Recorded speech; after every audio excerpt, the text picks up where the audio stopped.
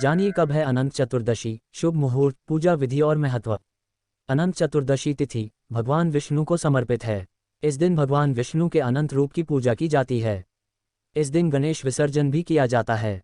आइए जानते हैं शुभ मुहूर्त, पूजा विधि और महत्व।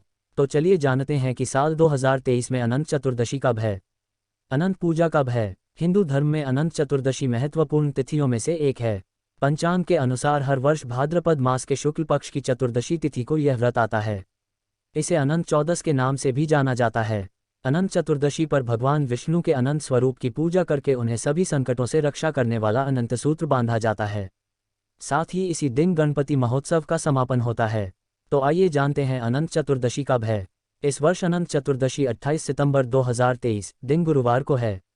इसी दिन अनंत पूजा की जाएगी और अनंत सूत्र को बांह पर बांधा जाएगा। अनंत चतुर्दशी तिथि की शुरुआत 27 सितंबर को रात में 10:18 पर होगी और इसका समापन 28 सितंबर गुरुवार को शाम 6:49 पर होगा। लेकिन इस त्योहार को 28 सितंबर को ही मनाया जाएगा।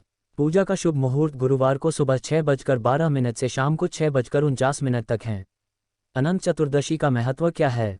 शास्त्रों के अनुसार जब पांडव जुए में अपना सारा धन हार गए और उनके पास कुछ भी धन नहीं बचा तो युधिष्ठिर ने भगवान श्री कृष्ण से महालक्ष्मी को प्रसन्न करने का उपाय पूछा। तो भगवान श्री कृष्ण ने कहा कि देवी लक्ष्मी को प्रसन्न करने के लिए भाद्रपद माह के शुक्ल पक्ष की चतुर्दशी तिथि को भगवान विष्णु का पूजन कीजिए। तब से ही देवी लक्ष्मी को प्रसन्न करने के लिए अनंत चतुर्दशी का व्रत रखा जाने लगा।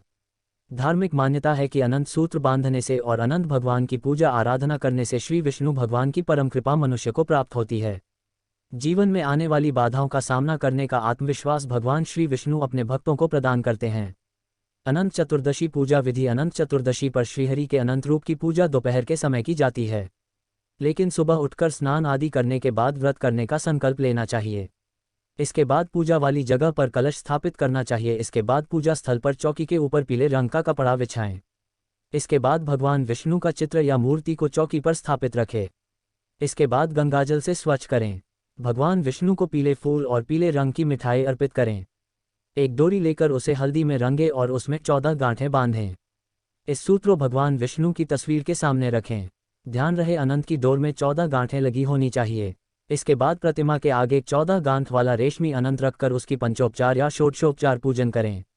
अब भगवान विष्णु और अनंत सूत्र की षोडशोपचार विधि से पूजा शुरू करें और नीचे दिए गए मंत्र का जाप करें। पूजन के बाद अनंत सूत्र को बाजू में बांध लें। इस मंत्र को बोलते हुए अनंत धारण करें एवं प्रसाद ग्रहण करें। अनंत संसार महासुमद्रे मग्रम संभ्युधर वासुदेव अनंत रूपे विनियोजय स्वरानंत सूत्राय नमो नमस्ते। नमस्ते देव देवेश, नमस्ते धरणीधर, नमस्ते सर्वनागेंद्र, नमस्ते पुरुषोत्तम। इस मंत्र का जाप करते हुए प्रसाद ग्रहण करें। ध्यान रहे ये अनंत सूत्र पुरुष दाएं और महिलाएं बाएं हाथ में बांधे। इसके बाद ब्राह्मण को भोजन कराना चाहिए और सपरिवार प्रसाद ग्रहण करना चाहिए। अनंत चतुर्दशी की कथा। एक बार महाराज युधिष्ठिर ने राजसूय यज्ञ किया। उस समय यज्ञ मंडप का निर्माण सुंदर तो था ही, अद्भुत भी था। वह यज्ञ मंडप इतना मनोरम था कि जल व थल की भिन्नता प्रतीत ही नहीं होती थी। जल में स्थल तथा स्थल में जल की भांति प्रतीत होती थी। बहुत सावधानी करने पर भी बहुत से व्यक्ति उस अद्भुत मंडप में धोखा खा चुके थे। एक बार कहीं से टहलते टहलते दुर्योधन भी उस यज्ञ मंडप में आ गया और एक तालाब को स्थल समझ उसमें गिर गया। तब वहां लोगों ने उसका काफी उपहास किया। इससे दुर्योधन चिढ़ गया। ये बात उसके हृदय में बाण समान लगी। उसके मन में द्वेष उत्पन्न हो गया और उसने पांडवों से बदला लेने की ठान ली। उसके मस्तिष्क में उस अपमान का बदला लेने के लिए विचार उपजने लगे।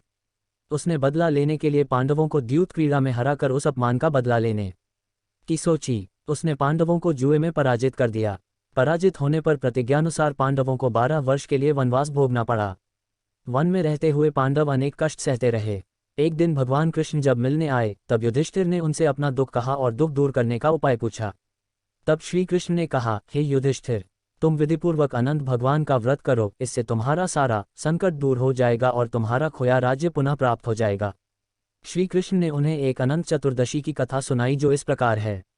प्राचीन काल में सुमंत नाम का एक नेक तपस्वी ब्राह्मण था। उसकी पत्नी का नाम दीक्षा था।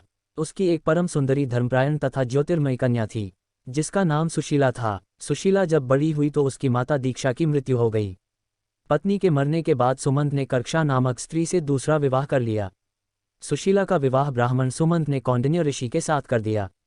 विदाई में कुछ देने की बात पर कर्क्षा ने दामाद को कुछ ईंटें और पत्थरों के टुकड़े बांधकर दे दिए। कौंडिन्य ऋषि दुखी हो अपनी पत्नी को लेकर अपने आश्रम की ओर चल दिए, परंतु रास्ते में ही रात हो गई। वे नदी तट पर संध्या करने लगे। सुशीला ने देखा वहां पर बहुत सी स्त्रियां सुंदर वस्त्र धारण कर किसी देवता की पूजा कर रही थीं। सुशीला के पूछने पर उन्होंने विधिपूर्वक अनंत व्रत की महत्ता बताई। सुशीला ने वहीं उस व्रत का अनुष्ठान किया और 14 गांठों वाला डोरा हाथ में बांधकर ऋषि कौंडिन्य के पास आ गई। कौंडिन्य ने सुशीला से डोरे के बारे में पूछा तो उसने सारी बात बता दी। उन्होंने डोरे को तोड़कर अग्नि में डाल दिया। इससे भगवान अनंत जी का अपमान हुआ। परिणामतः ऋषि कौंडिन्य दुखी रहने लगे। उनकी सारी संपत्ति नष्ट हो गई। इस दरिद्रता का उन्होंने अपनी पत्नी से कारण पूछा तो सुशीला ने अनंत भगवान का डोरा जलाने की बात कही। पश्चाताप करते हुए ऋषि कौंडिन्य अनंत डोरे की प्राप्ति के लिए वन में चले गए। वन में कई दिनों तक भटकते भटकते निराश होकर एक दिन भूमि पर गिर पड़े। तब अनंत भगवान प्रकट होकर बोले, हे कौंडिन्य, तुमने मेरा तिरस्कार किया था, उसी से तुम्हें इतना कष्ट भोगना पड़ा। तुम दुखी हुए, अब तुमने पश्चाताप किया है। मैं तुमसे प्रसन्न हूँ। अब तुम घर जाकर विधिपूर्वक अनंत व्रत करो। 14 वर्ष पर्यंत व्रत करने से तुम्हारा दुख दूर हो जाएगा। तुम धन धान्य से संपन्न हो जाओगे। कौंडिन्य ने वैसा ही किया और उन्हें सारे क्लेशों से मुक्ति मिल गई। क्लेशों से मुक्ति मिल गई। श्री कृष्ण की आज्ञा से युधिष्ठिर ने भी अनंत भगवान का व्रत किया, जिसके प्रभाव से पांडव महाभारत के युद्ध में विजयी हुए तथा चिरकाल तक राज्य करते रहे।